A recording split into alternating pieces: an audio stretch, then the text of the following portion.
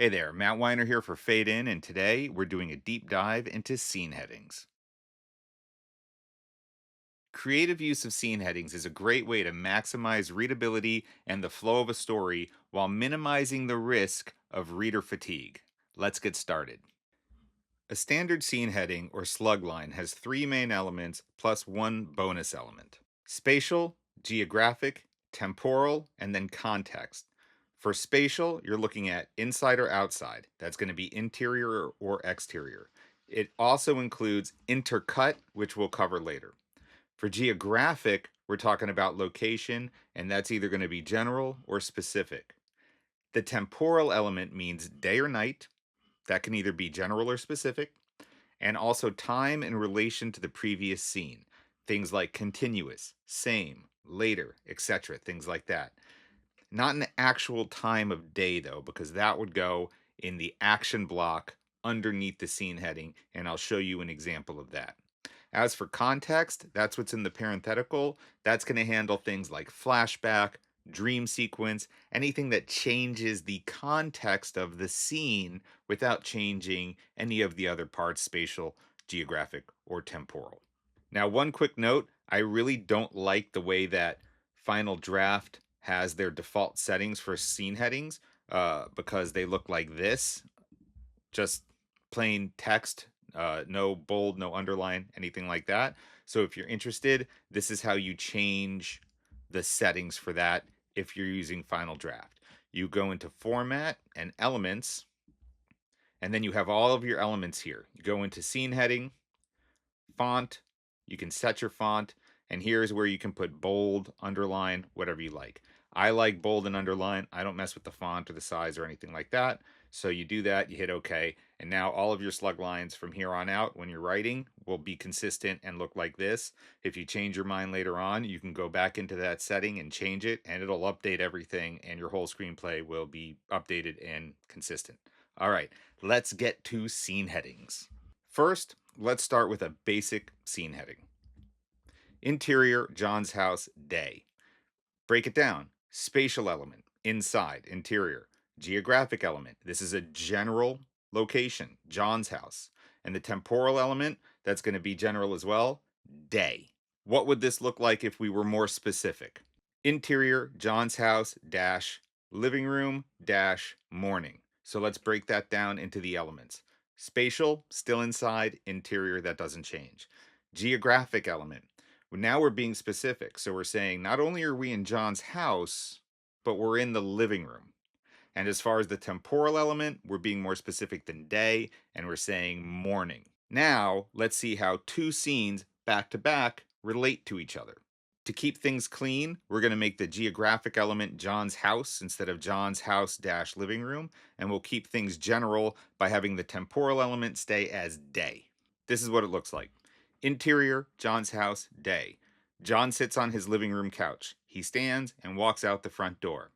Exterior, John's house, day. John walks towards his car, parked in the driveway. This is a linear progression, so the reader knows that we're going from John's house to the outside of John's house. Now, while I think this is pretty clean and clearly shows the progression of the story, many writers prefer to use a temporal element to tell the reader how the scenes are connected. So here is the most common way that that's done. I've switched out day for continuous in the second scene heading, and so now it reads interior John's house day. John sits on his living room couch. He stands and walks out the front door. Exterior John's house continuous. John walks towards his car, parked in the driveway. Now there's absolutely no way the reader can get confused. The second scene happens right after the first scene. Other common ways to link scenes together using the temporal element would be like this. Exterior John's house a few moments later, or a short while later, or later. I personally use day or night for most situations because the story itself should provide enough context to keep the reader from being confused, but that's a stylistic choice and we're only dealing with format in this video. But what if you have a scene where two characters are having a conversation as they walk from one location to another? Breaking up the conversation with a scene heading would ruin the flow. So here's how you can use the spatial element to keep the momentum going. Interior slash exterior, John's house, day. John and Frank talk as they get up from the couch. They cross the living room, exiting the front door, and continuing to Frank's car, which is parked in the driveway. While most readers would understand exactly what is happening here, some readers may want a bit more detail in the scene heading. Again, this is more of a style issue than a format issue, but if specificity is something that you're concerned about, you can use the geographic element to clean things up, and that would look something like this. Interior slash exterior, John's house to driveway, day, and then everything else is the same. Now, there's no way that you're going to get confused about where people are going from John's house to the driveway. Now, one thing you may also see from time to time is a variation on the interior slash exterior part of the slug line, which would just be an I slash E, and then John's house to driveway, day. I don't like this. I like interior, exterior. Shooting scripts would have interior, exterior. Not that we're doing a shooting script here. This is a spec script, but I just think it reads cleaner, and I think you'll get less comments from readers who are a little bit more conventional and conservative that you're not messing with the format too much. Now, these same rules would apply if John and Frank were walking through the house and not in and out of the house, and this is what that would look like. Interior, John's house, living room to kitchen, day. John and Frank talk in the living room. They continue talking as they enter the kitchen. It's also totally acceptable to just say John's house and indicate what room they're in when they get there. After all, this is a spec script and not a shooting script. I'll make another video at some point about the difference between a spec script and a shooting script, but for now, just focus your efforts on how to make your scene headings as clear and unobtrusive as possible. Here's one more common scenario that uses all three slug line elements: the telephone call. Let's set the stage. Interior, John's house, day. John picks up the phone and calls Frank. Interior, Frank's house, continuous. Frank's phone rings. He answers it. Another way that this scene heading can be written is interior, Frank's house, same, meaning that this is happening at the same time as what's happening in John's house, right? That aligns this scene with the scene before it. My preference, keep everything as day or night. So interior, John's house, day. John picks up the phone and calls Frank. Interior, Frank's house, day. Frank's phone rings. He answers it. So Frank picks up the phone. Now what?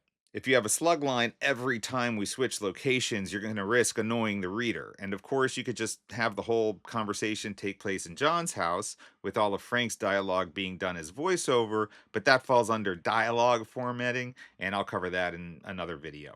So for now, let's just cut between the two locations so that the reader knows that we're seeing both people on the phone and not just hearing one of the people through the other end of the phone.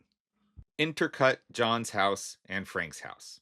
Because we've introduced both locations right before using the intercut form of the spatial element, there's no need to have any other slug lines. Also, since the whole thing is happening at one time, there's no need to add a temporal element. Okay, so aside from the bonus content element of flashback and dreams, that's the bulk of how you use a full slug line.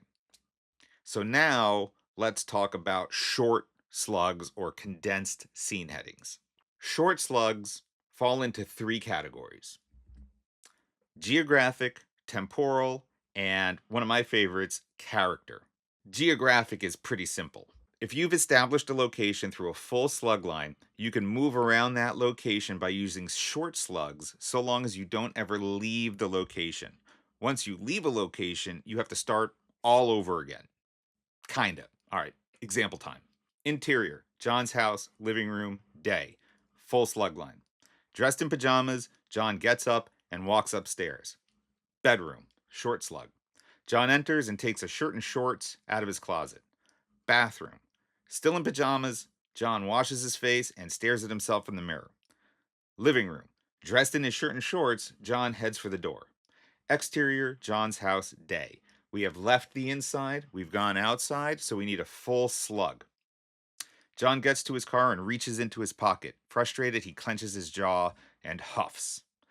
Interior, John's house, living room, day. Again, we're back inside from outside, so we have to use a full slug again. John re-enters and grabs his car keys off a hook by the door. Exterior, John's house, day. full slug line because we're going from inside to outside. John rushes back to his car and opens it. What you can take from this example is that while we're in John's house moving around, we can just say what room we're in because the reader already knows it's John's house. But once we leave, when we come back, we got to start all over again. One modification to this sequence that would enhance readability would be to combine the general and specific scene headings when John re-enters the house. Since the reader has already been introduced to the house, you can get away with it and it'll look like this.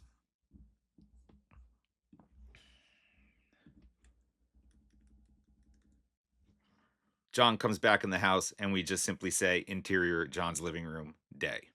And of course, all of this can be modified through continuous or a short while later or moments later, right? I like day or night, but this is all fine. Do any of this stuff. You could also add temporal elements to the short slugs, and that would look like this. Bedroom, moments later, bathroom, a short while later, living room, later. I don't like this layout because I think that moving from room to room implies a temporal shift and you don't have to spell it out. You can trust the reader to know that you're moving forward in time. This, to me, looks pretty cluttered on the page. You're losing a lot of white space. And if you were to compare that to this,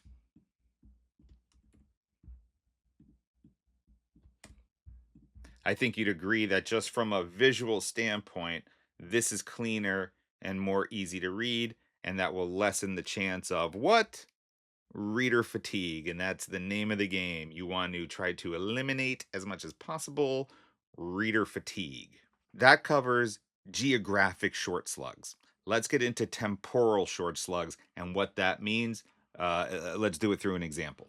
Interior, John's bathroom, night, full slug because we're just getting into the scene. John slips on the tile and hits his head on the sink. He passes out on the floor. Morning, short slug. John wakes up on the floor with a nasty bump on his head. We don't have to say we're in the bathroom because we haven't left the bathroom. So we can just say morning. We could tell the reader essentially that he blacked out and that he blacked out until the morning. And that's what this short slug is implying. Of course, this could be a short while later, or this could be later, or this could be the next day. All of those things are fine, but what you don't want to have is this.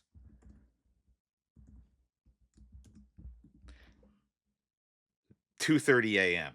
This would be too specific. Why? Because you can't see slug lines on screen. So you can say what time of day it is because the reader needs to know that. But as far as being so specific as to say it's 2:30 in the morning, that's not going to fly. This is how you would do that. You would say later and then in the action block you would have super or superimpose or title 2:30 a.m. So now we know he woke up, and on the screen the audience can see that it's 2:30 in the morning. I hope that that distinction makes sense. Another way to use the geographic and temporal slug lines is to introduce a flash memory or a montage. Now, since there isn't any official screenplay formatting guide for writing screenplays in the industry, this is really up to the writer's personal style and taste. My goal is to always do what makes sense, but what makes sense to me might not make sense to the random reader assigned my script in a competition.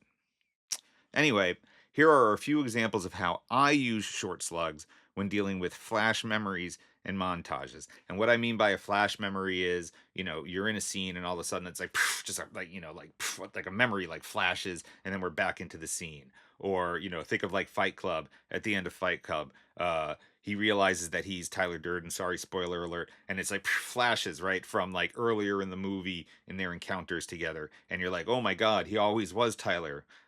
Those are flashes, right? So how do you represent that in a screenplay? Interior, John's bedroom, night. John lies on his back on the right side of the bed. He looks to the left side. Flash memories, various locations. Jane lies on the left side of the bed reading a book. She turns to John and smiles. Jane walks with John through a park holding hands. The aftermath of a brutal car crash. Bloodied, John stands on the shoulder with two police officers. Back to present. John turns his back to the left side of the bed. This series of events could also be handled as flashbacks or as a series of shots or even as a montage. Do whatever you think works best. One note though is that you can see that I ended the flashes with the short slug back to present so that the reader knows that we're back in the moment. Back to present is also used when combined with the context elements of flashback and dream. I'll come back to that in a bit. When you look at this and break this down, though, what you're seeing is a slug line that tells you it's flash memories, and then the geographic element of various locations. In the action blocks, through the dashes, we can jump wherever we want. So we're in the bedroom, we're in a park, we're on the side of the road. It doesn't matter. They're just flashes, they're quick flashes, and then we're back to present with John in bed, and he turns away from the left side. He doesn't want to confront it, right? That's the gist. So now let's use these techniques for montages. And for the montage example, we're going to use a quick and dirty version of Rocky 4. Here we are, Rocky 4. Montage, various locations. Rocky runs through the snow. Rocky does hanging sit-ups in the cabin. Rocky chops wood outside the cabin. Now he has a beard. Rocky does one-arm push-ups in the cabin. Rocky reaches the top of the mountain. Rocky, Drago! That's a montage, right? We've used montage as our spatial kind of context related element, and various locations is our geographic element. And then in the action blocks, we're just separating it with dashes. Here we are in a mountain. Here we are in a cabin. Here we are in a mountain. Here we are in a cabin. Blah, blah, blah, blah, blah, blah, blah, blah, blah, blah, blah, blah, Drago, right? Think of how annoying reading this would be if every single one of these actions was preceded by a slug line. It was no, thank you. I'm not reading that. That is going to drive me crazy and create what would it reader fatigue, right? And what's the goal? No reader fatigue, and that's what we're trying to get at here: is no reader fatigue. Some writers will insist that montages need transitions, and so that would look like this. Transition, begin montage, various locations, all the stuff that Rocky does. Transition, and montage. I think transitions like this are a waste of page space and they don't add enough value to make it worth it. Also, transitions are right justified, and we read from left to right, so in my humble opinion, including them breaks the natural flow of the eye as you read down the page. But that pretty much takes us to the end of geographic and temporal short slugs. So now let's talk about something that I really like, but is a little less common, and it's a great way to keep the flow of a scene going while also keeping that white space on the page nice and appealing, and it's character-based short slugs, and it's easiest to show you through example.